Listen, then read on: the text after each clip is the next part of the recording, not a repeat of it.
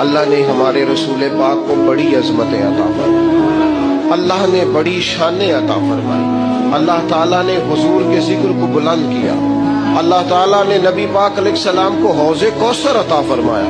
اللہ نے محبوب کو کل کائنات کے لیے نبی اور رحمت للعالمین بنایا، اللہ تعالیٰ نے نبی پاک علیہ السلام کو سب سے آخری نبی بنایا،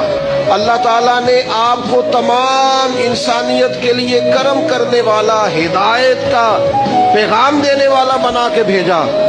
اللہ تعالیٰ نے حضور کو گواہ بنایا، بشیر بنایا، نذیر بنایا، اور فرمایا وَلَسَوْفَ يُؤْتِيكَ رَبُّكَ فَتَرْضَىٰ، آپ کا رب آپ کی رضا چاہتا ہے۔ اللہ نے حضور کو قرآن دیا، اللہ نے محبوب کو صدیق اکبر دیے،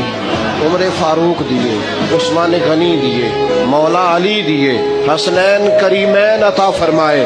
یہ سارے اللہ تعالیٰ نے اپنے محبوب علیہ السلام کی خدمت کے لیے، غلامی کے لیے عطا کیے۔ اللہ تعالیٰ نے رسول پاک کے دین کو پچھلے تمام دینوں کا ناسخ بنایا۔ اب کسی دین پر عمل نہیں ہوگا، قیامت تک سکہ مدینے والے رسول کا چلے گا۔ اللہ تعالیٰ نے رسول پاک علیہ السلام کو حبیب بنایا، اللہ نے محبوب کو نبیوں کا امام بنایا، کائنات کا سردار بنایا۔ کیا خوب کہا تھا چراغ گولرا نے، کہنے لگے ممکن نہیں مدح شاہ خدا، گیلانی پیر نے خوب کہا کتھے مہر علی کتھے تیری ثنا، ممکن نہیں مدح شاہ خدا، زندگیاں ختم ہوئی اور قلم ٹوٹ گئے، بس تیرے اوصاف کا ایک باب بھی پورا نہ ہوا۔